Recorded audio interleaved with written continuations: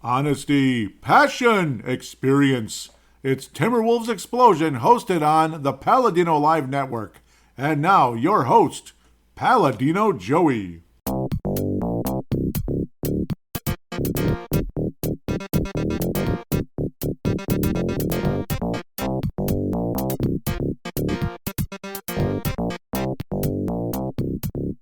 Hello again, Timberwolves fans. Are you ready for the explosion of Timberwolves basketball? I'm your host, Paladino Joey, or Joey Awajan. Timberwolves Explosion is available on all of your favorite podcasting apps. I thank each and every one of you once and always for downloading and listening to this show. It is a great pleasure to be back on board with you once again today. Well, back to kind of the grayish sun poking through a tiny bit. Timberwolves had a nice week. At least on the court. Off the court, well, we'll get to that in a second. Otherwise, the Timberwolves did, as I predicted, sweep the 3 games against Cleveland, Golden State, and Detroit. 3-0 this past week.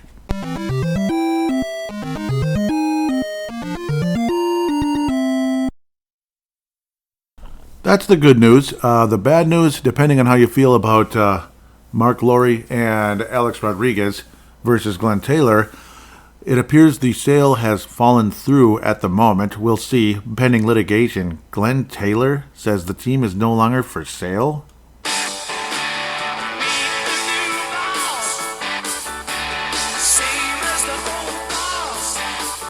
Meet the new boss. Same as the old boss. We don't get fooled again. No. Okay, sorry. Basically, I don't know what to say, honestly. I don't know what to say. I was thinking of talking about a team that went 3-0 this past week and is moving back into, possibly number 1 seed with an upcoming game versus the Denver Nuggets. Now things are a little bit, a little bit on the funky side here. So, great. But, it is what it is. We're going to talk about the games a bit, but obviously we got to talk about the Glenn Taylor situation as well. How do I go about this? I don't know. I guess we'll open up with the Glenn Taylor situation. I guess so. What else can we say? Obviously, A-Rod and Mark Lowry are pissed off, obviously. There's conflicting points of view here. There's conflicting messages here, which, again, tells you this is going to litigation. There's no doubt about it. Glenn Taylor said they missed the deadline, and too bad, screw you, it's over. But, of course, you get to maintain the 36% you own in the team, which I'm sure they're just thrilled about that idea. Otherwise, the team's no longer for sale, so on and so forth. And they're basically like, hey, we had a deal. Everything was actually in place. So what the hell? So, where do we go about that? According to John Krasinski, from a spokesperson, so this is, of course, now jumping into Twitter for a moment. I'll save the rest for fan interaction coming out. But from a spokesperson on behalf of Mark Lowry and Alex Rodriguez, we are disappointed with Glenn Taylor's public statement today. We have fulfilled our obligations, have all necessary funding, and are fully committed to closing our purchase of the team as soon as the NBA completes its approval process. Glenn Taylor's statement is an unfortunate case of seller's remorse that is short-sighted and disruptive to the team and the fans during a historic winning season. Kind of agree with that. Kind of do. As to what really was going on and all that, there was a group that pulled out not too long ago that was, that was going to have a $300 million stake in the Mark Lowry, Alex Rodriguez group that was going to own the team. But apparently they had already found a replacement along the way. Ongoing conversations from the John Krasinskis and Doogie Wolfsons of the world, that apparently there wasn't a whole lot of contact the past year or so, and that the relationship between Glenn Taylor, Mark Lowry, and Alex Rodriguez has kind of deteriorated over the past year or so. And again, that Glenn Taylor was leaving messages and such, and they weren't responding, which is not good. I don't like that either. So, is Glenn Taylor telling the truth? Who knows? But once again, Glenn Taylor at the center of things when it comes to frustrations. At the end of the day, strange deals going on. So, is Glenn Taylor just kind of a crooked old rich man, which some of the powerful rich type people got rich by making, by being kind of on the crooked side a little bit, bending the rules, so to speak. And it's happened quite a bit forever. I mean, look at Bill Gates. Did Bill Gates go about things the right way, along with his quote unquote friend, whatever his name is, the former owner of Apple, who passed away with cancer? Steve Jobs. Pardon me, I'm like blanking here for a second. No, they stole the software from somebody else, and then boom. Then they, and notice how Apple and Windows are obviously very convenient and easy to use and such compared to like DOS or something. They didn't go about things really completely honestly either. They just kind of played some legal games, got away with it, and became multi-billionaires. And it's kind of annoying actually to see that kind of stuff going on. But unfortunately, in the business world, that's kind of more of a reality than we'd like to know. At the end of the day, Glenn Taylor, he is, he on the microphone, say like conversations with Chad Hartman, conversations with Doogie Wolfson and whoever. Sounds like a kind of a pleasant guy, not a bad person, this and that, open and such. Supposedly behind the scenes, he's a very ruthless businessman, who could, cut your throat to come ahead. And it's kind of sad to come ahead in a deal. And unfortunately, again, that's kind of how business is in a lot of ways. That's why a lot of businessmen are not really popular in this world because, again, the way they go about things sometimes not the best. And believe me, all this great tax everybody thing, these way higher up people, regardless if they're on the right or left, find a way to cheat the system. They do, believe me. So they do. Oh, do they ever? The overseas nonsense, but that's for another podcast with the initials FOT.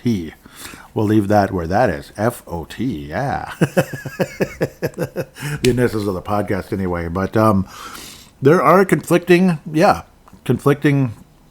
there's like two sides of the story, so to speak. Glenn Taylor's side, obviously, again, they were too late, and I have every right to pull out. And at the same time, obviously, it was undervalued. That's in a lot of ways, that's the elephant in the room. The Timberwolves sale here was supposed to be $1.5 billion. And of course, a very unique situation where it wasn't all paid in a lump sum, so to speak. It was more of like a chunk. Though in a lot of ways, I wouldn't doubt that stuff is paid in chunks as well, but it's probably faster than 2-3 years and such. Like this all started in 2021. Everything seemed all pleasant and exciting, and now here we are. Obviously, a lot of the positive changes that have taken place the last few years were Mark Lowry and Alex Rodriguez driven, not Glenn Taylor driven. A lot of the stagnancy of this franchise is Glenn Taylor driven, regardless if we like it or not. I mean, I remember going in Target Center in 2015, I believe it was, around that time, and there were still tube TVs. Can you believe that? Tube TVs, yeah.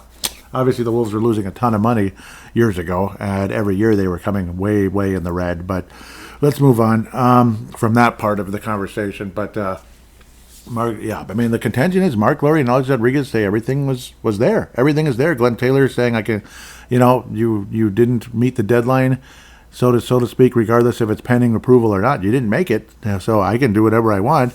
And obviously, $1.5 billion. This team's probably worth $2.5 billion, or even beyond that.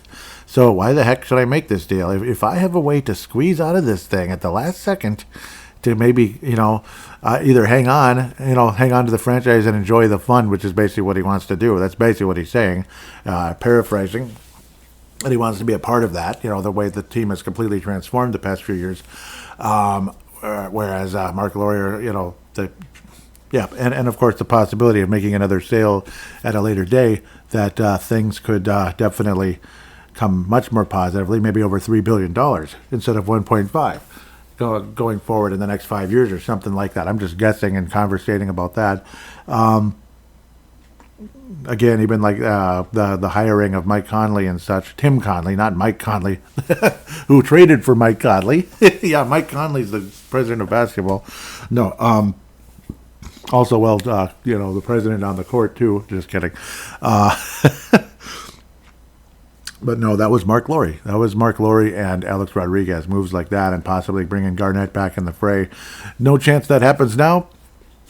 What really happened with Glenn Taylor, and Kevin Garnett after Flip Saunders passing. It's hard to say. Maybe, again, it's like, well, the deal can't be done now. Flip's gone. Nothing you can do about it. So on and so forth. I didn't make the promises. Flip did. I don't like Garnett's attitude. I really don't. In fact, my feelings towards him as a fan deteriorated about 20 years ago. I'm not even kidding you. And that probably is not something Timberwolves fans want to hear on a show, on a Timberwolves Explosion, Timberwolves podcast. But, I haven't liked his attitude for a while. I'm just telling you. Obviously, I appreciated what he brought to the court. But it was, did Glenn Taylor kind of swindle his way out of like an agreement? I guess. I guess so. Again, Garnett handling it a little bit in a crazy way. I guess so as well. Anyhow, let's get back to the games. We'll continue into this with the fan interaction segment as we move forward. Sorry, so I'm seeing something here, but let's keep going. 3 games to review, 4 games to preview. So definitely an interesting episode. New boss is the same. Meet the new boss, the same as the old boss. Yep.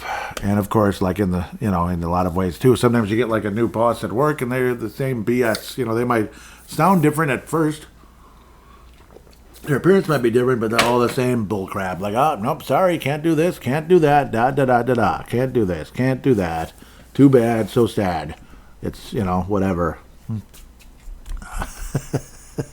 So, yeah, but say that company slogan over and over and over again. And over and over, and come to every meeting, and yeah, it's a lot of fun. It's so much fun. March 22nd, the Timberwolves had their rematch against the Cleveland Cavaliers. Again, this has been an ongoing conversation as well. I believe this was on the Locked On Wolves. Forgive me if the stat is incorrect, but since the whole Cleveland situation last time around, when Rudy Gobert Cleveland game last time around, when Rudy Gobert did the money roll sign, like, oh, what are you betting money on the game? I know you guys do that. It's kind of along that line. Are you betting money on the game, huh? Yeah, And then ever since then, the Timberwolves' free throws have been, compared to their opponents, the free throw discrepancy. The Timberwolves were in the top, 10 at the very least in free throws attempted. Since then, with their opponents, they're a minus 68. So they've attempted 68 less free throws since the last Cleveland game, apparently. I believe that was the stat that was put on. So citing Locked On Wolves, obviously he found that on a different thing, so analytics conversation and such. But anyway, the Timberwolves win comfortably over Cleveland, even though the game wasn't particularly comfortable the whole time around. There were some runs, there was some back and forth, but the defense really clamped down, keeping Cleveland to only 17 points in that third quarter, and the Wolves pulled away along the way in the second half. First half was a little scary heading into halftime. Cleveland did have the lead. Cleveland's a very good basketball team, but so are the Minnesota Timberwolves at the end of the day. Oh, Lord. People love distracting me during the show. It's ridiculous.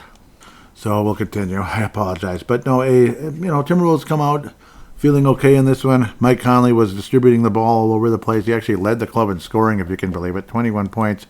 Total team effort in this one at the end of the day. This is one of those team effort type of games because Anthony Edwards shot 6 of 17. So it kind of had to be that way. Along with Anthony Edwards kicking the ball around, moving around, and getting 13 rebounds. So nice to see Anthony Edwards doing the other things, as they say, including turning the ball over. But the Wolves only had 11 turnovers in the game, so great ball protection. Sadly, Jaden McDaniels and Anthony Edwards had 8 of those turnovers. Isn't that crazy? It's crazy. Conley had zilch, but it's 6 assists. So wonderful. Kyle Anderson, 5 assists, 0 turnovers. Jordan McLaughlin, 4 assists, 0 turnovers. Monty Morris, 3 assists, 0 turnovers. So moving the ball around all over the place. NAW, 0 assists, 1 turnover, and no points. Missed 2 3-pointers in the game and had 4 personal fouls. So he struggled offensively, but only attempted 2 threes in the entire game. No other shots at all. Monty Morris made 1 single 3-pointer and was helpful controlling the ball. Kyle Anderson with that, Scottie Pippen-ish type of game again with good defense and moving the ball around. Also managed 3 steals, as did Jaden McDaniels, with some clutch defensive plays throughout the course of this game. And that third quarter was fantastic. Again, keeping Cleveland to 17 in the third quarter. And the Wolves pull out this one pretty good. Naz Reid with some corner threes and such. And a couple, being out just like top of the, well, not top of the key, but the arc. 3 of 8. 18 points, starting at the power forward position, and winning the basketball game. Rudy Gobert would also get 15 points. 15 rebounds, only 9 points. and Yahoo's doing its Yahoo-like thing. This one you could call Golden State Warriors Sunday, March 24th. Happy birthday, Paul Caniff. Unfortunately for him, again, 44 years of age. Gosh, the years are adding up so quickly. I'm turning 45 in July, but it's not about me. Happy birthday, Paul. Belated in this case, of course, now. But yes, I made sure to let him know happy birthday at the time as well. Close friend of mine, of course, and yes, he's a Wolves fan. Not sure if I don't think he listens to this show, unfortunately, but he has before, especially many years ago. And me and Marcus used to be, because as a mutual friend, Marcus, the forecaster, used to do this show, and those were good times.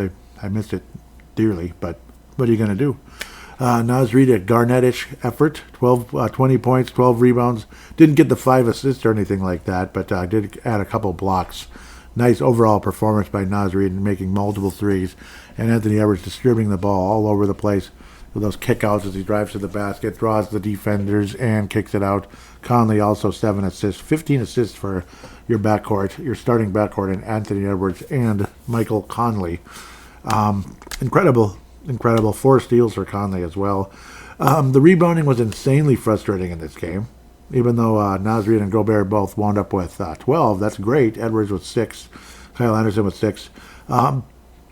Insanely frustrating. The Warriors kept getting offensive rebounds and such, and the Wolves were not getting them, it felt like, but it was better than I thought. But yeah, the Wolves didn't get that many offensive rebounds in this game, only 7. That's not great. The Warriors had 7. Weird. That's really weird. It felt like we got killed in the rebounding, but as the game progressed, the Wolves actually did win the rebounding battle. During the course of that fourth quarter, things changed pretty dramatically. The Timberwolves trailed by 12 in this game at points, but as we headed into that fourth quarter, things changed fairly dramatically as the Wolves definitely put the clamps down on the Warriors. The Warriors started missing shots. Klay Thompson, after being kind of dangerous early, started hitting them and started clanging them like I want him to do.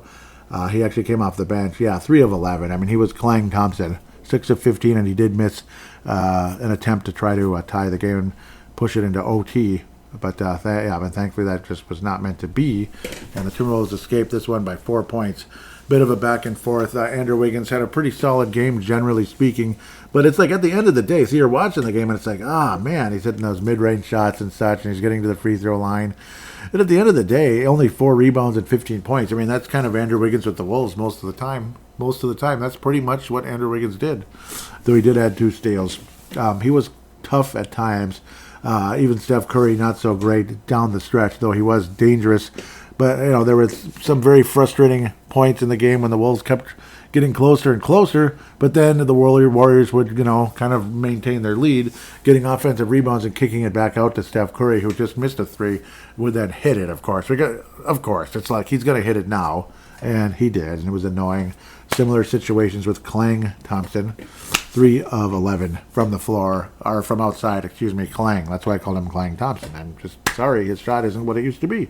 Sorry, I'm not a fan. Never have been, never will be. Boo, I hate the Warriors. I said it again for the 450,000th time, or just the 450th maybe, but it's probably closer to 450,000. Gary Payton II, 8 rebounds in the game and 7 assists. Yeah, so it's like guys like that getting those long rebounds are super annoying. Like, get the damn rebound. Stop giving them second chances, and that's why the Warriors maintained their lead for such a long stretch. Partially, they were winning a lot of the hustle points, and the Wolves just simply weren't. But then as the game progressed, the Wolves started winning the hustle points, and the Warriors weren't. And who won the basketball game? The team that won the hustle points as the game progressed, I suppose, and the team that actually was making their shots a little more than the other one. Starting to sound like John Madden describing a football game. You get the 10 yards, that's a first down, and then you score a touchdown. That'll help you win. Well, it does. Yeah, I know. John Madden. And then you draw the line over here, and he does this and does that. So there's a bit of that. Jonathan Kuminga, again, I'm not crying about it. It sucks giving up high draft picks to teams and such just to get rid of a guy and then acquire another one that was kind of an obnoxious person, apparently. Flip Saunders couldn't stand him, by the way, and neither could Ryan. That's not news, because the guy's annoying. D'Angelo Russell is annoying. He is. ask Vince Germano. Ask Vinrock Vince Germano. Yep, ask him. Los Angeles Lakers, yeah, he's back. You know, that D'Angelo Russell's back on the Lakers again. Just ask him. He said, bloody hell. That was the first thing he said when he found out about the trade. He said, bloody hell. What does that tell you? That doesn't mean, yes, we got him. Yeah. So, and Flip and Ryan, I think, were saying bloody hell as well, at the thought of him being on the team. God rest Flip's soul, and congratulations, Ryan Saunders, once again on getting a ring last year. Hopefully the Timberwolves can help prevent that from happening this time around. No offense, but I want a ring too, damn it. Or at least the team getting a ring. And Glenn Taylor wants to be the guy receiving the Larry O'Brien trophy if this club, goes all the way this year and gets it done. Yes, he does. And I'll be sipping the I'll be sipping the lemon and the tomato juice if and when that happens. You betcha I will be.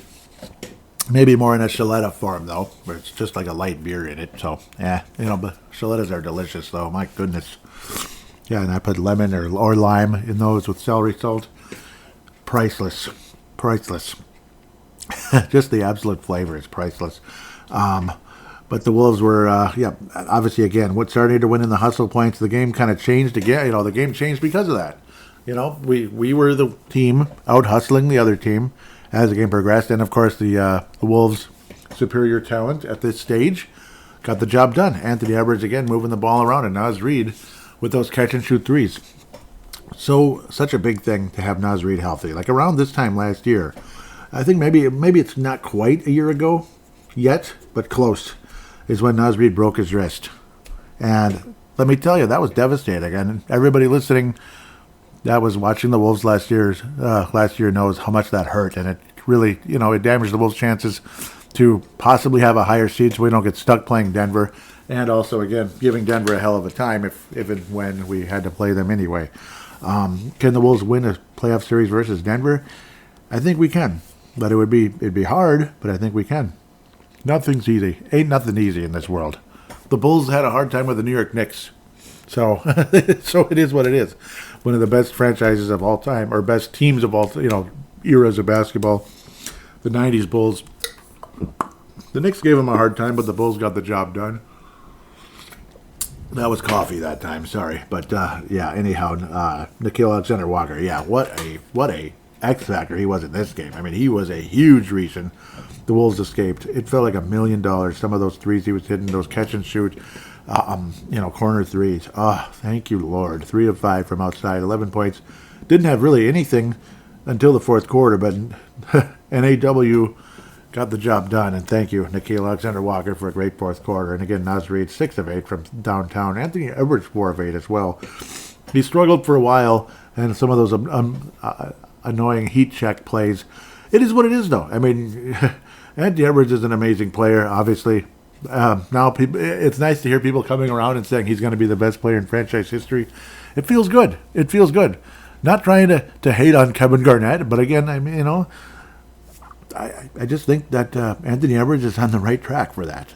God willing, Anthony Edwards is on the right track for that. He is. Simply, I mean, he's not this, he's not James Harden, who plays absolutely no defense, basically. So he's not James Harden like that, where maybe he's amazing on offense, and this and that, but his defense is pathetic and embarrassing. That's why the guy has no rings, frankly. Anthony Edwards has become one of the best on-ball defenders in the league. Certainly not perfect, but he's become one of the absolute best. And heck, I mean, one of the biggest highlights of the entire season was a LeBron James come from behind block to end it versus the Indiana Pacers. And you heard our old color commentator who went to Indiana, Quinn Buckner, old Quinn Buckner, like back 30 years ago with Kevin Harlan, saying, "Oh man, Anthony Edwards with a defensive play."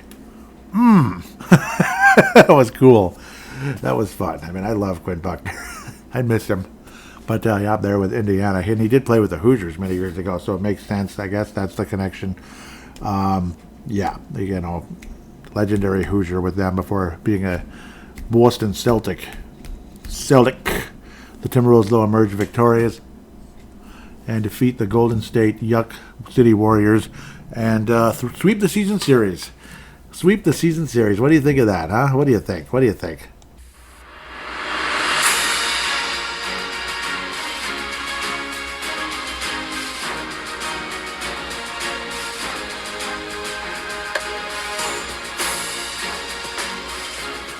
God. Oh my God. Oh, yes. Okay, so let's keep moving. The Detroit Pistons. Well, the Timberwolves got swept by the Detroit Pistons last year. One of the reasons why the Wolves didn't win 50 games last season. One of the many reasons the Wolves didn't win 50 games. We got swept by the Pistons. We got swept by the Pistons last year. Do you realize that? Just let that sink in. We got beat by Houston at least twice. Houston was putrid, pitiful, yuck, ugh. Washington Wizards. Remember our pathetic record against like the 4 worst teams in basketball, who are still like, well, Houston's better this year. They're actually knocking on the door. What are they, 9-1 in their last 10? So they might knock someone out of there, like Golden State or something. Wouldn't that be crazy? But Detroit, no, they're not in any position to do that at the moment. What do they have? 12 wins all season. And it's not November or December. They have 12 wins, and it's almost April. Let that sink in. They still have a chance to lose 70 games, but I don't think they will. But they could. That's the funny part. They still could. They won't. Anyhow, they just need to win one game, and they're out of the 70-loss doldrums of basketball hell.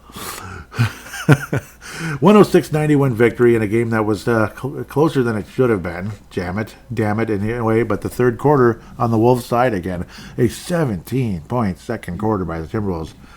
Yowza. The Wolves were, up by 2 points? That was a little Aussie there. Yowza. Yeah, sorry. At least I think it is. The Wolves led by 2 points at the half versus the Detroit Pistons. But the good news is you had 24 minutes of basketball remaining in the Target Center. I just don't think we're gonna. This isn't the Wolves. Yay, the Kevin Garnett, Wally Szczerbiak Timberwolves that found ways to lose games like this. Sorry, I'm not trying to be a jerk, but that team didn't. I don't know. They just didn't have it. You know, they didn't have what this team does. They didn't have it. They didn't have the killer instinct that this team has. They simply didn't. Wally would put the ball on the floor too much. Garnett wouldn't shoot enough at times, and when he did, it felt like he was forcing it. But most of the time, he just wouldn't take the shot when you thought it was there for him, and just there was no takeover ability. Where sometimes, where you feel you have that in so many ways with Anthony Edwards and even some other players that are willing to step in and make a big play, hit the big shot like a Naz Reid and such. Anthony Edwards had a play in this game as he drove up to he got close to he got into the paint just around the free throw line and such. And he looked like Hakeem Olajuwon. He stopped, pivoted, back and forth, and then went around and was able to get the ball off and in. It was, I believe it was a fadeaway. Unbelievable. It looked like Hakeem Olajuwon. There are plays of Hakeem Olajuwon doing that, getting close to the rim. He received the ball, stop on the pivot, and then make one move after another before getting the man to fall off of him and hit the shot. It was absolutely gorgeous. It was the play of the game. There's no doubt about it, and one of the best plays of the whole night, I'm sure, in the NBA. Jaden McDaniels, another 20-point effort. Naz Reid, 21 again. Amazing. Crazy to think, Anthony Edwards only had 9 points in this game. It was kind of like a miniature load management, you could say, as the Wolves would build a comfortable lead and got away with this one. Only one three-pointer made by Anthony Edwards, 4 of 11, less than 10 points, which is kind of a bummer.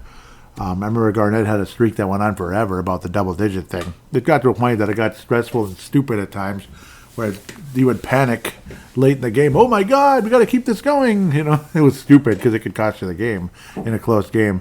And he got to 10 or 11, whatever. Yay. Naz Reid only 1 of 8 from downtown, but still managed 21 points, 9 of 8 overall, which is actually outstanding when you consider you subtract the 8 attempts. And then 1, he was 8 of 10 from 2-point range in the game, getting close to the basket and such. Driving, dunking, some mid-range shots and such. He was 8 of 10 in the 2-point land. That's amazing. Actually, it's an amazing statistic. Wolves only attempted 16 free throws in the game. That's kind of weird, but still emerged victorious, and 51% from the floor overall. 5 assists by Kyle Anderson again. Yep, kind of Garnett-ish there, but only 4 rebounds. Rudy Gobert, 14.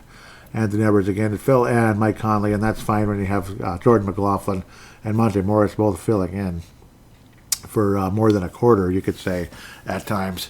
If Mike Conley can rest and you end up coming out comfortably winning, I mean, why the hell not? That's good. Obviously somebody that's 36 years of age and you want to keep him for another 2 years and hopefully get a ring or two during that time. That'd be great. Walker, not from Boston, or doesn't play for Boston either. Hopefully won't need to. He'll be here the rest of his career, hopefully. A very long, successful career. 3 of 7 from downtown, 4 of 9 overall with 11 points. Again, Jaden with 20. Wonderful game for him. 3 of 7 from downtown, just like NAW. Jordan McLaughlin's become a nice corner 3 shot as well. He's been hitting threes of late. It's nice. It's nice to see Jordan McLaughlin becoming that kind of guy again. He was that a couple years ago, and then was it last year? He was just putrid. I thought he was done, not coming back, and then there he is, and he's doing well. So nice to see Jordan McLaughlin hanging on and hitting some corner threes, also while guiding the offense as well as he does. It's a nicely run offense with these 3-point guards. It really is. Conley, Morris, and McLaughlin. It's nice. It's nicely done. TJ Warren has been inked for the rest of the season. He only had, he didn't even attempt a shot and had 1 rebound and a personal foul in 7.5 minutes. Interesting. Luka Garza going against his former club, got a point, obviously coming in the garbage time at the end where the Wolves and the Pistons emptied the bench. Only Garza scored in the game. 1 steal for Josh Minot. Good for him. Leonard Miller, future rotation player, I'm sure, along with Minot. Yeah, there's going to be minutes for those guys. Minot's minutes. That sounds like a podcast. No, it sounds like a tiny segment in a podcast. Minot's minutes. Yeah, well, Minot's minutes hopefully will get bigger as we move forward. The Lone Wolf Award winner for this episode, it could easily go to Anthony Edwards. I think it's going to Naz Reid, even though the 1 of 8 in this game still was a massive factor and led the Wolves in scoring versus the Detroit Pistons. 21 points. The Naz Reid will get the Lone Wolf Award winner for this episode. The Johnny Flynn Memorial, it's if Alex Rodriguez and Mark Lowry are telling the truth, if they're telling the truth that they had everything going, Glenn Taylor is getting a nice, juicy, steaming pile of, he's getting one of those type of awards. A big, giant Johnny Flynn Memorial. If Glenn Taylor's telling the truth and these guys messed this whole thing up, well, that's on them, and they get the Johnny Flynn Memorial. So it's a pending Johnny Flynn Memorial, but it's probably as big of one as you're going to get, pretty much, other than guys shooting like crap throughout the week. TJ Warren, otherwise, it's you. No, I'm kidding. I don't know. I can't pick on TJ Warren, really. What's the point? I don't think it's really a player. It's one of the owners. It's one of the ownership deals here. Whoever screwed this up is getting it. If it's Glenn Taylor pulling out at the last second, taking the ball and leaving the court, I'm going home. Taking the ball and going home. That's on you, Glenn. That's on you, Glenn Taylor. We had a deal in place, and they were a little late there with that one. So I want to be a part of the future of the franchise. Yep, that's Glenn Taylor right there. So we'll see. We'll see who wins this litigation. Maybe A-Rod and Mark Lowry. Mark Lowry is really the lead of the two, honestly. Mark Lowry and A-Rod. We'll see if they somehow win this and still emerge as the Timberwolves owners. I think 99.9% of the Timberwolves fan base would be okay with that. Was there rumors, possibly why Glenn Taylor may have pulled out the possibility that these guys might have been trying to move the team? But conversation is, this franchise is not moving because the NBA, the Board of Governors, will get nothing out of that. But with the expansion of, and why not expand when you have the NHL already has 32 teams. They might come up to 33, 34 with another expansion coming up, possibly like Atlanta and Utah or Houston or something. The NBA, obviously there's 2 major cities that are going to have an NBA club.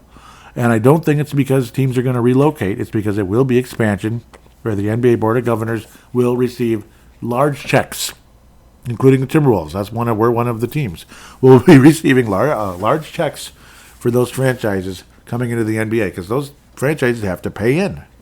You know, I mean, somebody has to pay for it, or has to pay for it. So whoever the new owner is of those franchises, the expansions of the two cities called Seattle and Las Vegas, which I didn't mention, but you figured that out already. That's what's going to happen, though. Seattle and Las Vegas are going to be expansion clubs, period. They're not moving. The Timberwolves are not moving, and if they did, I'd be very shocked. It sounds like relocation is becoming more of a thing of the past.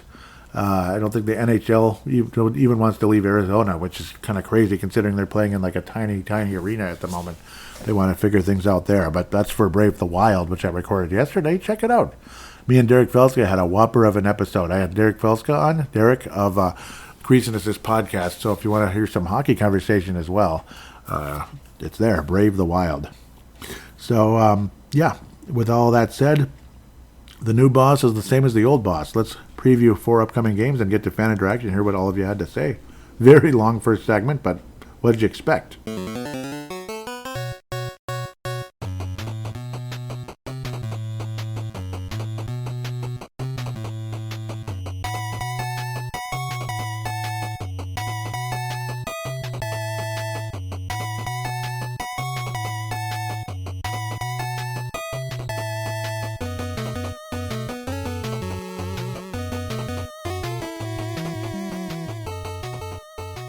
And we are back here on Timberwolves Explosion. Time to move right along, at least humanly possible.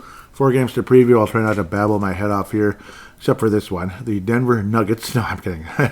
Denver Nuggets, Friday night in Ball Arena. Oh, goody. We're going to have a ball at Ball. Rudy Gobert rib, but he's healthy and playing. Anthony Edwards back now. And Karl Anthony Towns, the meniscus surgery to be reevaluated in early April, I guess. Supposedly coming up here early to mid-April. Nikola Jokic back, but I'm sure he's going to play. Jamal Murray ankle. We'll see. We'll see what happens there. So it's like these guys are on the injury report. Rudy and Ant, they're on the injury report and such. But it's probably more of like, yeah, there's something there, but it's like they're probable type of thing. I'm guessing that's similar with Jokic at the back. Not sure what the case is with Jamal Murray. God, this is annoying. All because I can't turn the damn sound off because I'm waiting for something else. Yeah. Sorry, I'm stupid. I'm gonna turn it off. Hell with it. It's annoying. Jamal Murray, the ankle situation as of March 23rd. So on and so forth. Yep. So Denver lost recently to the Phoenix Suns. Kind of like that. Not sure. I'm going to look at. Yeah, I'm going to have to screw myself up for the upcoming games here real quick. Jamal Murray did not play, so we might get away from playing against Jamal Murray tonight. We'll see. It's an ankle situation. It's a split season series. The Timberwolves had a very convincing win, and that started this season off to the path it got to. Before that, the Wolves looked awfully disappointing starting the year 1-2, but then you had that 110-89 victory on Wednesday, November the 1st, and the rest has been history. It's been a historically wonderful season. So the Wolves win their 51st game. It's the second best record in franchise history. No, it's tied with the second best record in franchise history. And the Wolves win 52 is officially second. 58 is the all-time franchise record set in 2003, 2004. Denver Nuggets emerged victorious recently, Tuesday, March the 19th. 2 games remaining, including tonight's game, and then Wednesday, April the 10th. An epic effort by a team that was very depleted. No Rudy Gobert, no Karl Anthony Towns. The Wolves still almost won the basketball game. An incredible effort. One of those great moral victories of the year. But both of these games were in Target Center. Denver has a chance of winning this series because they'll both be in Denver. That sucks. Hopefully the Wolves can get the job done at the end of the day. Why can't they show the Western Conference? Okay, here we go. Yeah, Denver is a half game ahead of the Timberwolves and the Oklahoma City Thunder. I believe the Wolves have some kind of tiebreaker over OKC. This lady won't stop. Anyhow. God help me. Anyhow, Denver 51-22, first in the Northwest. Wolves 50-22, second in the Northwest. So literally a game in hand, as they say in hockey all the time. That's one of the biggest cop-outs in the NHL. Oh, we can still make it. We got 2 games in hand. Enough of the games in hand. Just win games, I guess. Win games or go away. Yeah, enough of that. That's that team. Denver Nuggets, obviously, if it's true that our friend, oh no, I think I am okay. I didn't screw myself up. if it's true that Jamal Murray isn't playing tonight, the Wolves have an advantage, no doubt. And he has missed a lot of games. He often does. He's, obviously he had the ACL that cost him forever. In the NBA, that's often 2 seasons, which is ridiculous. But considering the way they cut and such, play it all with their crossover dribbles and this and that, I can understand to a point. Obviously, the movement of the knee, the lateral movement of the knee is crucial, and an ACL is a lateral movement gone wrong, literally. So, anyhow, the league MVP, the reigning MVP, and all that, Nikola Jokic, the Joker, 26 points, 12.5 rebounds, 9 assists. Yep, he's the version of Arvydas Sabonis that we didn't get to see, like the younger, healthier version of Arvydas Sabonis, not the older, beat down version that we got with the Portland Trailblazers later in his career. That's pretty much what Jokic is in a lot of ways, because Arvydas Sabonis could have been league MVP if he was here in his younger days. That's what basically everybody on the planet says that was able to see him. Anyhow, comparisons: the Wolves are 18th in scoring, Denver is 14th. Wolves 11th in rebounding, Denver 9th. 3-point percentage, Wolves are 3rd, Denver 11th. Assists per game, Wolves 16th, Denver 4th. Turnovers, Wolves 21st. Yeah, it's stupid. Turnovers 4th for Denver. They protect the ball. They're number 1 in the league in assist-to-turnover ratio. The Wolves are 21st.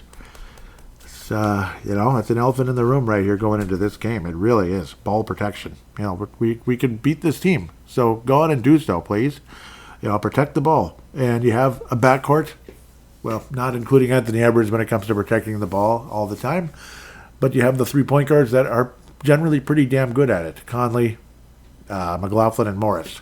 You got a shot here to win this basketball game, protecting the ball, and making plays, obviously. Anthony Edwards is obviously key as it comes, becoming one of the best players in the league. Blocks, Wolves are 6th. Denver is 11th. Steals, Wolves are 11th. Denver is 20. Segunda. I want to step out in faith and believe this team can win this basketball game. And the great effort last time around made a huge difference. Denver says that we basically gave them the biggest, that we gave them more problems than anybody else, including the Miami Heat in the NBA Finals. So that's a compliment, and it's a good sign. We match up pretty good with Denver. We keep things close. The Timberwolves, anyway, the Timberwolves keep things very close with the Denver Nuggets and have a legitimate shot at winning this one. Kind of did the Jokic rules last time around. We'll see if we come with that same approach, because we almost won the game. So we'll see. We'll see how this turns out. How the Jordan rules, like, okay, Michael, go ahead and take your 40 shots, but we're going to shut everyone else down and see what you can do. And it didn't. That's how Detroit prevented Michael Jordan from winning championships in the late 80s in 1990. 91, it was over. Jordan, the floodgates were open, and Jordan was ready to win championships in very high numbers. Very high numbers. I will pick the Timberwolves to win this game. It might seem homerish, it might seem this and that, but again, it's a good matchup. I think this team comes out hungry. There's no doubt about it. You're not going to get the half-ass effort that sometimes, not necessarily Garnett during those days of the Garnett, Zerbiak, Krill, Brandon, but just generally speaking. Maybe Garnett would have a meh game, like it wasn't one of his best games, and then other players would not help him, would not help at all, and that was the time where I think this team currently has enough positive leadership all around that can get the job done to defeat a championship team and maybe possibly become one ourselves. And games like this right here are those huge checkpoints during the course of a regular season, potentially leading towards that home court advantage in the Western Conference and such. So it's just an absolutely huge game. It's the biggest game of the year so far. It just simply is. It is the biggest game of the year so far. There's big games coming again. Wednesday the 10th, pardon me, and I believe we play OKC at least one more time, I think, and other high-end teams in the Western Conference that we gotta, jockey for position and such. Timberwolves will escape with a victory. Final score 110 to. This might go to OT. Let's say overtime. 121 to 118. The Timberwolves emerge victorious. Anthony Edwards with 35. Naz Reid with 25. Big performance in the Wolves with an epic overtime battle, and luckily we don't have to give up a point like we do in the National Hockey League. Sunday, March the 31st, the month of March is over already. which is insane. The Chicago Bulls, which have given the Wolves problems in the past. They are an annoying franchise, or annoying team to deal with in the past. Historically, they're not a very good team right now. I believe Denver is 4-1 in their last 5, but they recently lost to the Suns, which is pretty interesting. So Phoenix kind of emerging here a little bit.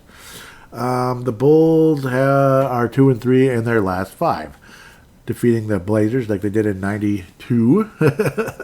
Michael Jordan's 6 threes in a row. That was funny, which was shocking for Marv Albert and Michael Jordan himself. Yes, 110 to 107. The Bulls beat the Blazers. Then they lost to the Rockets, who have been red hot, by the way. The Rockets' red glare in Houston, the only road game for the Bulls here. 127-117. The Boston Celtics beat the Bulls. 124-113. And the Bulls lost to the Washington Wizards. Michael's revenge, huh? Michael's revenge? No, he probably hates Washington way more than he hates the Bulls, let me tell you. Things did not end well in Washington. I don't like the Wizards either, by the way, especially after that. 107-105, but I don't know if Michael helped himself either. Supposedly he wasn't the best. Yeah, I don't know. Let's move on. 125-99, butt kicking of the Indiana Pacers. What's up with that? That's weird. Really? They beat the Pacers by 26? Wow, what is up with that? What's up with that? And yeah, Levine, he plays like 12 games a year nowadays, but looks like one of those great team efforts, multiple players with high 20s in this one, so good for DeRozan. One of those forgotten stars in the NBA because of the team he's on. Vucevic, another one. Yeah, nice acquisition from Orlando years ago. Anyhow, let's keep going. I'm very surprised to see Indiana get crushed like that, though. It's weird, and the Bulls are not that good. But I don't know, maybe it's desperation, and Indiana just had an off night, I guess. The Bulls are 35-38. They're not that bad, but the Pacers are better than them. Come on, Pacers are better than the Bulls, right? Right? I hope so. DeMar DeRozan points are down from previous years, 23.3. Vucevic with 10.6 rebounds and 5.3 assists for DeMar DeRozan, who again is not a three-point kind of guy. He doesn't even attempt 3 threes a game. Zach LaVine has played only 25 games all season. Yep. Oft injured. It all started with that damn ACL with Minnesota, and then he never played another game here. He was traded for Butthead. He was traded for a Butthead. Complete Butthead. Where are the injuries? Injuries. Alex Caruso, ankle, March 28th. Ayo Dosumno, I'm probably mispronouncing a royal illness. That sucks. And these are March 28th. Julian Phillips foot. March 14th, excuse me.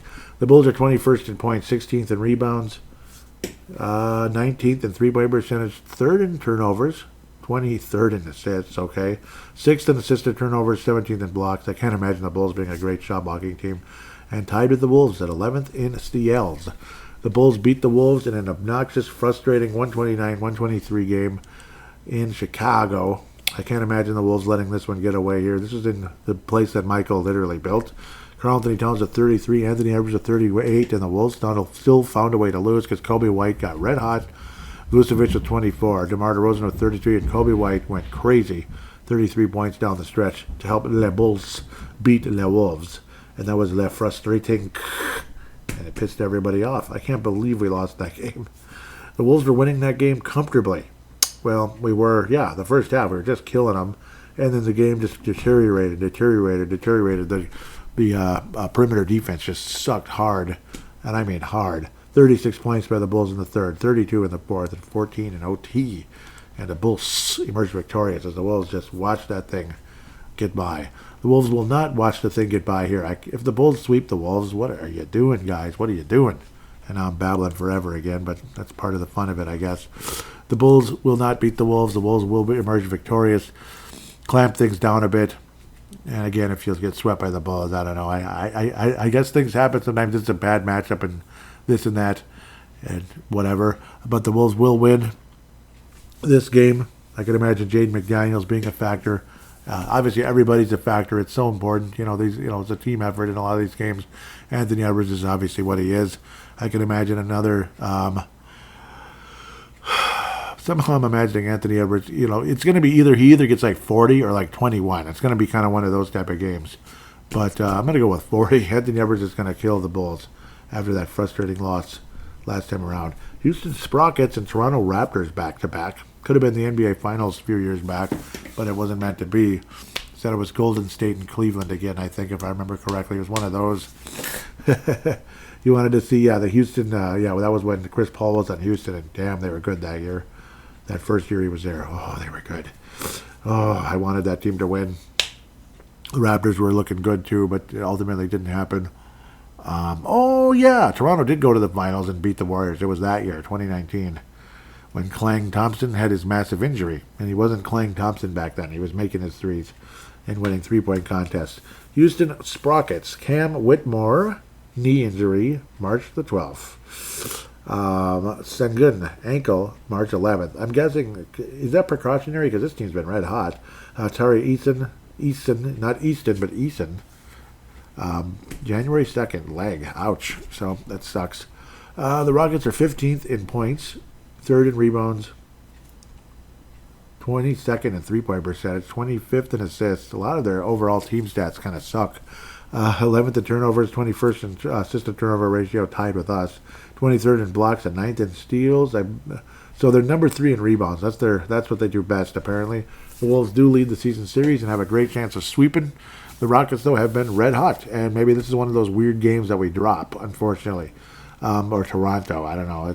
We might drop one of these, and I freaking hope not. The Rockets have won all of their last 5 games, crushing Washington 137-114, the Bulls 127-117, Utah 147-119. Jeez. 110-92, and they even beat the Oklahoma City Thunder in Oklahoma. Thank you, Houston. Thank you very much. Appreciate it very much. 132-126. That's good. Go Rockets in that one. Thank you. Wolves, of course, 4-1 in our last 5. Sure, it's a winnable game, but the Rockets are on fire. It's the Rockets' red glare. I don't know. Maybe the Wolves drop this one. I don't know. This might be the one. I got a feeling the Wolves aren't going to go 4-0. I mean, it'd be great if we did. What a wonderful thing. Wonderful. Sengun is averaging 21.1. His three-point percentage isn't real good. Only 29%, but 9.5 rebounds and 5 assists. Obviously, he's been super valuable. Jalen Green, very highly touted, 20 points, 5 rebounds. Jabari Smith, I thought he was a better shot blocker, but I'm getting him mixed up with another Smith back in the day, Josh Smith. The ancient one, Jeff Green, going back to the days of Josh Smith, with the and then he was with the OKC Thunder way back in the day when they went to the finals and such, and well before that. He was at the Celtics. He was part of the Ray Allen trade. That's how far back Jeff Green goes. But he was a rookie at the time. Didn't play a single game for the Boston Celtics. Wound up with the Seattle Supersonics / Oklahoma City Thunder. But I think the Wolves, I got a feeling the Wolves might drop this one, even though we played so well against this team, though. So maybe not. Maybe not. Obviously, the season series has been very positive in the Wolves' side. I mean, we've kicked this team's ass. So maybe it will be a sweep. This is Tuesday, April the 2nd, 122.95 back on Jan 5th. And Houston was good back then, don't forget. Sunday, February 4th, 111.90. And I think we were coming off that frustrating loss to the Bulls, right? 111.90, just solid. The Wolves have won these games by 20 points plus. So by over 20 points, almost 30 in the first one on Jan the 5th. So it's a bad matchup for Houston. So maybe the Wolves do kick their butts. I don't know. I'd like to believe so. And it is a Target Center. Great opportunity for another sweep, and that'd be awesome. Anthony Edwards at 32 in that game. I think he gets something along those lines. It helped having Karl-Anthony Towns, though, I'm sure, but Naz Reid should be a huge factor. As you're getting, some similar, you're getting that outside game and being able to drive to the basket. He, obviously, Anthony Edwards, Naz Reid does have some similarities to Karl-Anthony Towns, and it's wonderful that we have Naz Reid in so many ways. A lot of people see him as vastly underpaid, believe it or not. Geez. I don't know. Can the Wolves sweep this week? I don't know. I mean, Houston's been so good. Okay, how about this? I'm going to pick Houston to beat us, but obviously, if we beat them, so be it. Maybe we don't beat the Bulls. Maybe we don't beat Denver tonight, but we'll see. I don't think the Wolves lose more than one game this week. I think it's just possibly 1 or 0 up and coming. But I'm just going to predict the Rockets beat us. Maybe they take this as motivation. The Wolves come out and sweep them. That'd be great. But I'll just say the Rockets beat us. They've been red hot. Final score 1. Let's go with They've been scoring. They've been scoring a lot. They're high offense for the most part.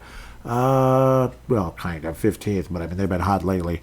Final score something along the likes of 118 to like 115. It's going to be frustrating, but the Wolves will hang in there, but not win, I guess. Even though I think the Wolves absolutely can win the game. Been a great matchup all year, but we'll see how things go. Toronto Raptors, 23-50. I just can't pick the Wolves to lose to the Raptors, even in a back-to-back. That'd be weird. It's possible. And did we beat the Raptors earlier this year? We did not. Interesting. So it could go the other way. These are both in Target Center. The Wolves could win both of these games comfortably. But I'll pick the Wolves to beat the Raptors. They're 18th in points, 19th in rebounds, 26th in three-point percentage, 5th in assists, though. 19th in turnovers, 6th in assist-to-turnover ratio, 17th in blocks, and 6th in steals. Yeah, Wolves can beat this game. Can win this game. It was very low scoring, 97-94. Incredible defense by the Raptors in that one. The Wolves shot terribly. Oh yeah, this was at the beginning of the season. Yeah, it was a very, very, very disappointing loss. The Wolves will win this game, and it's going to be completely different. The Raptors are 0-5 in their last 5, so it's kind of like the opposite of the Rockets. We'll see. They've given up a lot, though. 123-89 to Sacramento, 123-103 to Oklahoma. Both home games, by the way. At Washington, you couldn't even beat them. 112 to 109. Lost to Brooklyn, again back home, 96-88, and 145-101 to the New York Knicks. 145-101. That is a 44-point. I know it's really difficult math, right? 44-point difference. Pathetic. Wolves beat the Toronto Raptors. Final score of 122 to 122 to 106. 122-106. There's going to be a distribution of things. Jaden McDaniels will lead the Wolves in with 22. It's going to be one of those kind of games. But the Wolves will win comfortably. I picked the Wolves to go 3-1 this week. Maybe the loss is to Denver instead of Houston. Or the Wolves sweep, which would be wonderful. Or it's another weird one like the Bulls or something. But we'll see. This is way back at the beginning of the year. It's so long ago I forgot. It's like things have changed so much since that time. Everybody's like, here we go again. Another disappointing year like last year. Come on, guys. Get your head out of your ass. They did. They did. With that, we'll take a quick break and hear from you. Are you looking for a really nice Timberwolves-related Facebook page out there with cool fans and a wonderful host? Well, look no further than Wolfpack from Flip to Finch, hosted by Scott Doherty. He does a great job. Scott Doherty's an awesome guy, and the fan base on there, obviously passionate about the Wolves, but also respectful of other people's opinions regarding the team. Check out the page. It's awesome. Wolfpack from Flip to Finch.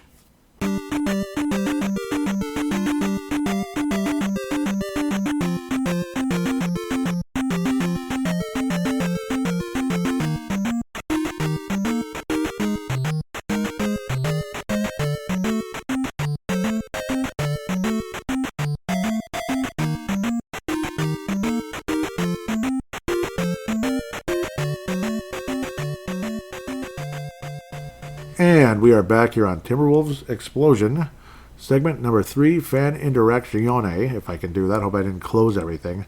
At TWolvesEX, and yes, you know what, I'll be honest, I'm not a fan of the whole, like a Barrero brought this up recently about calling the Timberwolves T-Wolves, that it's lame and dumb. I agree, but I kind of came up with that because of my other account was just sitting there, and I couldn't get it out, and I didn't know what else to do. Stuff wasn't fitting, and this one doesn't work, and that one doesn't work. It was really annoying, so I was kind of desperate and went with TWolvesEX, so like Timberwolves Explosion. It was mostly just for abbreviation factor, not trying to think I'm so cool because I call them the T-Wolves. No, I'm not that cool. I'm not. Sometimes I am, but just ask people at work. I'm not cool. They don't, yeah. I'll get off of that, though. Tanae Brown. Oh, Houston and Oklahoma City is playing right now on NBA TV. I wasn't even paying attention. Tanae and Vince. Tanae Brown out of New Zealand. Vince Germano out of Australia, retweeting the most recent post of the show. Thank you guys so much. Again, this is on X, Twitter, whatever. Levi Brown responding, this was in the Golden State game. Even though we are a lot better than the Warriors this season, it seemed too good to be true that the Wolves would sweep. Great to see. Yep, and they did get the job done. It really was good. I was ranting off and on. I said swept the Warriors for the first time, and God knows. Yep, and we did, and it was a wonderful feeling. Wonderful. Continuing, I believe this is when, Tanae is obviously pissed off at what's going on. Absolutely pissed off.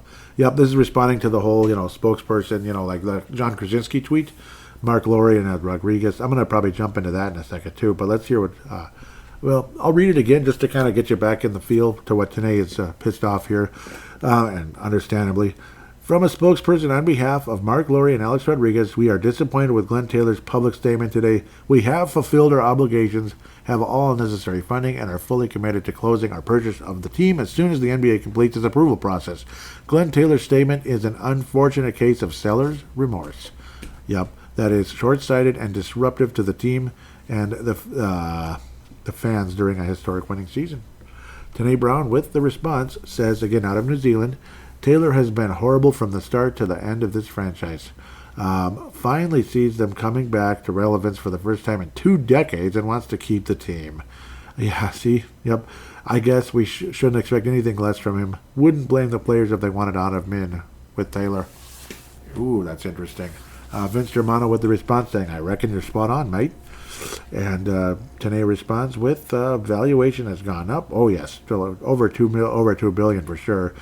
Yep, and then Tanae with the Garnett take here. Just a snake move from Taylor. If he stays, I might move on from the Wolves. Makes them hard to support. Ooh, that's a tough one. Vince Germano says, nah, you can't do that, mate. Stick with him. Stick with him. Tanae says, yep, and Tanae might not have liked my statement earlier about Garnett. Well, you've stuck with me ever since. I mean, you probably know him, Garnett kind of lost me years ago. Like, not, I don't hate him. I'm not but I'm not gonna worship him either. Like some local fans act like he can do anything wrong. I think Tanae's more objective than that, but than some of those people out there. Tanae says KG was my favorite player as a kid. I used to run around yelling Garnett after every rebound. Yeah, that's cool. That jersey not being in the rafters says everything about who Taylor is and why he should be out. Yep. Yeah. I understand that completely. Yeah, Garnett should be in the rafters. And the whole situation with Garnett, and it's complicated and it's hard to say what happened, but odds are, from what we're learning more and more about Glenn Taylor, I think there was some snake behavior going on. Yes, I do. And I don't like Garnett's attitude. I hate it. But Glenn Taylor he's interesting. Yeah. That's code word. That's Minnesotan for effed up in a lot of ways. Yeah, that's interesting. Like that means it's effed up. Yeah, at least that's what Derek told me years ago. Lakers. Yeah, that would be again. Vince Germano says, "I hear you, mate, but I feel like good times are ahead. Gotta stick with them." I feel you. Yep. Oh, and I'm sticking with them. I'll be here doing Timberwolves Explosion and all that, but I'm going to try to give obviously objectivity. I don't worship the team. I didn't worship them when I was a ticket holder as well. I came in as a Rube fan, admittedly, back in '99. Rube fan, just not worship, but loved the team. Lived, drinked, ate and drank Timberwolves, that type of thing. Blood, Timberwolves, this and that. I came out very different, and that actually kind of helped me become a podcaster in a lot of ways years later. I came out objective. I came out, willing to criticize in a lot of ways, and not having this lovey-dovey feeling with the team anymore, because of frustrations and seeing what was how things are being run all the way from McHale, obviously McHale mishandling things, Garnett wanting all of his bros or dogs or whatever you call them on the team, and that helped screw up the Wolves with the salary cap. And kind of like Bill Guerin locally, again, Brave the Wild, signing all these veteran players to contracts that are not helpful to the franchise. The contracts are not helpful, and the players haven't done a gosh darn Mickey frickin' thing. They've made the playoffs and lost. That's basically what they've done, first round. And that's kind of how I saw the Trenton Hassel, Troy Hudson type of moves. And for people to say that's not Garnett's fault, fine. But the franchise was catering to Garnett in making those moves. So indirectly, it kind of is. Kind of. So that's kind of where my frustrations came out over the years towards the whole enchilada. Glenn Taylor, McHale, Garnett.